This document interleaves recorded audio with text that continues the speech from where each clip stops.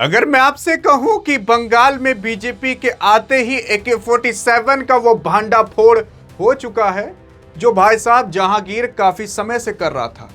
अभी तक तो सुनने में केवल ये आ रहा था कि ये जहांगीर केवल एक IPS ऑफिसर से भिड़ा है, अजय पाल शर्मा साहब से। लेकिन ये जहांगीर क्यों नहीं डर रहा था आज पता चला, क्योंकि इसका धंधा कुछ AK-47 बम और बाकी अन्य चीजों का था। और ये जहांगीर जो विधायकी लड़ रहा था TMC की तरफ से, जो ममता बनर्जी के काफी करीबी माना जाता था, आज पता चला कि क्यों माना जाता था। यार आप यकीन नहीं करोगे, आप यकीन नहीं करोगे क्या चर्चा और क्या बातें अभी निकल कर आई हैं। मैं आपको बता रहा हूं, अगर ये बात नहीं निकल कर आई होती ना तो कुछ समय में आपको बंगाल बांग्लादेश बनता हुआ दिखाई देता। यार देखने की कोशिश करोगे, पहले जहांगीर के बारे में भी छोड़ो, पहले इसके बारे में बात कर लेते हैं। जो दिख रहा है आपको ना, अरे भाई साहब ये जो दिख रहा है इसका नाम शांतु सिन्हा विश्वास है। लेकिन ये ऐसा विश्वासघात किया सबके साथ कि भाई साहब इसके नाम में विश्वास है लेकिन ये सबके अंदर अविश्वास पैदा करके जा चुका है।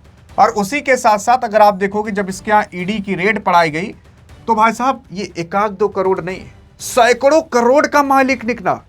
मतलब आप यकीन नहीं कर सकते कि एक पुलिस ऑफिसर के घर पर सैकड़ों करोड़ रुपए पड़े हो। और ED ने जब ये भांडा फोड़ किया ना तो तुरंत ये देश छोड़कर भाग गया।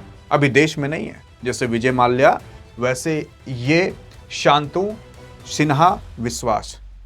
अब सोच कर देख लीजिए। और ये बताया जाता है कि जब बंगाल के अंदर मोदी जाया करते थे या केंद्र सरकार का कोई जाया करता था तो ये वहां पर आता भी नहीं था, क्योंकि पता चल जाता ना कि इसका भांडा फोड़ हो जाता।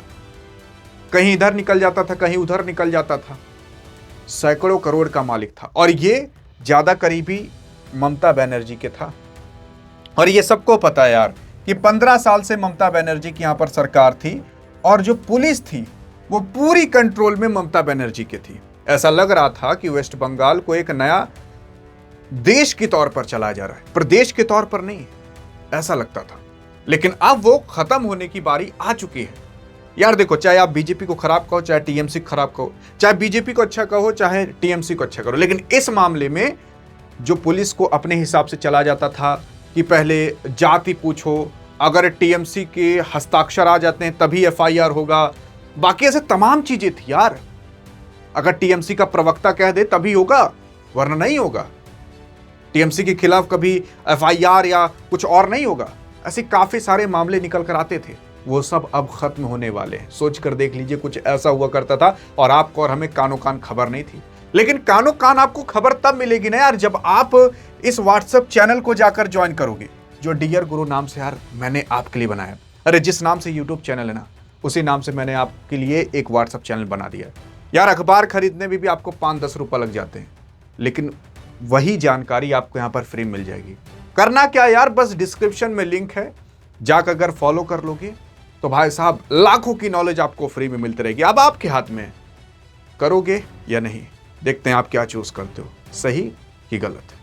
बाकी हाँ, डिस्क्रिप्शन में लिंक है, फॉलो कर लोगे आपका ही फायदा होगा। सारी चीजें आपको यहाँ पर मिल जाएंगी, यहाँ तक कि अखबार भी आने में 1 दिन लगता है, यहाँ पर आपको तुरंत मिल जाएगा। लेकिन हाँ, अगर बात करें आगे यार, तो आगे आप देख सकते हो क्या भांडा फोड़ हुआ है AK-47 का।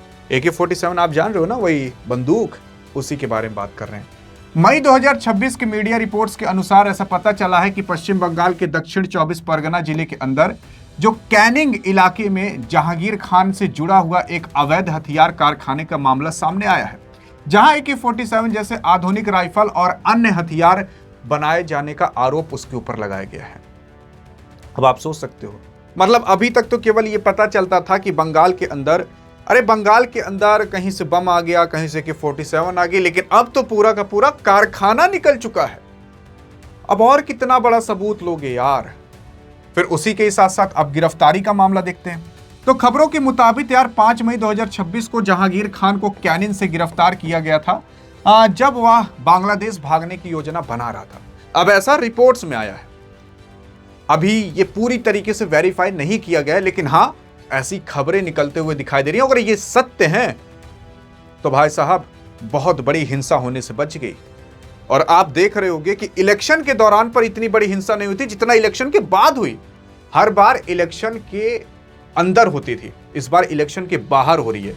और मैं आपको ये भी बता दूं, जहां से जहांगीर लड़ रहा था ना, जहांगीर टीएमसी का प्रवक्ता था, जहांगीर ममता बनर्जी के करीबी था, उसी के ही ऊपर ये सारे आरोप लग रहे हैं AK-47 के और बाकी अन्य चीज के। और जहां से उसने लड़ा फाल्टा विधानसभा से, वहां पर भाई साहब अभी इलेक्शन को रद्द कर दिया जा चुका है। 21-22 मई को जाकर वहां पर फाल्टा विधानसभा में वापस से इलेक्शन होगा और 24-24 मई को उसका रिजल्ट आएगा। अब सोच कर देख लीजिए। फिर उसके बाद अगर बात करें टीएमसी से संबंधित, जो जहांगीर था, उस पर जहांगीर को भाई साहब डायमंड हार्बर क्षेत्र के जो तृणमूल कांग्रेस यानी कि टीएमसी का एक प्रभावशाली नेता बताया जाता है। और उसी के साथ साथ ये फाल्टा विधानसभा की ओर से वहां से अपनी पार्टी बनाकर अवैध हथियार का इस्तेमाल किया करता था, उसके ऊपर ये आरोप लगा है। फाल्टा विधानसभा से ये लड़ा और उसी के साथ साथ इसके ऊपर अवैध हथियारों का इल्जाम लगा है। और ये वही आदमी है यार जो अजय पाल शर्मा से मैंने आपको कई सारे वीडियो में बताया, उसी से भिड़ा है। अब पता चल गया कि भाई साहब कौन सही कौन गलत है। काफी लोग कह रहे थे कि बंगाल के अंदर इतनी बड़ी फोर्स क्यों? बंगाल के अंदर इसीलिए इतनी बड़ी फोर्स क्योंकि वहां पर बांग्लादेशी तो थे ही, लेकिन बांग्लादेशी के कुछ साथ देने वाले भी थे, इसी वजह से जरूरी था। और अगर इतनी फोर्स ना लगी होती तो अभी जो दंगा फसाद देख रहे हो ना, इससे 100 गुना ज्यादा होता। और उसी के साथ साथ हथियारों का कारोबार और कारखाना की बात करें तो आरोप यह है कि जहांगीर खान ने कहीं और नहीं बल्कि सिंडिकेट के द्वारा संचालित अवैध कारखाने AK-47 राइफल बनाई जा रही थी, जिससे यह खुलासा हुआ है केंद्रीय एजेंसी के माध्यम से। केंद्रीय एजेंसी मतलब जो सरकार की एजेंसियां होती हैं, उनके माध्यम से खुलासा किया गया है और अभी उस पर जांच की जा रही है। मामला की अगर बात करें तो यह घटना को लेकर जो टीएमसी और भाजपा के बीच अभी राजनीतिक विवाद गहरा गया है। और आपने देखा भी होगा कि यार इतना बड़ा ये चर्चा बन चुका है कि शिवेंदु अधिकारी के जो पीए थे यानी कि पर्सनल असिस्टेंट, उनकी गोली मारकर हत्या कर दी गई। वो बंदा अपने स्कॉर्पियो में आ रहा था, 3 गोली लगी, एक तो सिर में, छाती में, पेट में, और अस्पताल के पहुंचने से पहले उस बंदे की मौत हो गई। मतलब नेता को डायरेक्ट टारगेट किया जा रहा है। नेता को नहीं पा रहे तो नेता के जो पर्सनल असिस्टेंट है उनको मार दिया जा रहा है। ये अभी पहुंचा है चरम सीमा पर। अब काफी लोग कहेंगे कि ये गलत है, वो गलत है। अरे कम से कम जो आंखों के सामने दिख रहा है वो तो कम से कम यकीन करो। अब आप चर्चा करिएगा और आप बताइएगा कि कौन सही कौन गलत है। बाकी ये सारी रिपोर्ट्स अभी अनवेरीफाइड हैं। वेरीफाइड होते मैं आपको बता दूंगा। लगभग आप ऐसा सत्य मान लो। अगर ये सत्य होती तो बहुत खराब चीज होने वाली थी बंगाल के अंदर, जो बच गई। बाकी यहाँ अधिक जानकारी चाहिए तो इस वीडियो में मिलते हैं और डिस्क्रिप्शन व्हाट्सएप चैनल का लिंक तो है ही। तब तक लिए जय हिंद, जय भारत।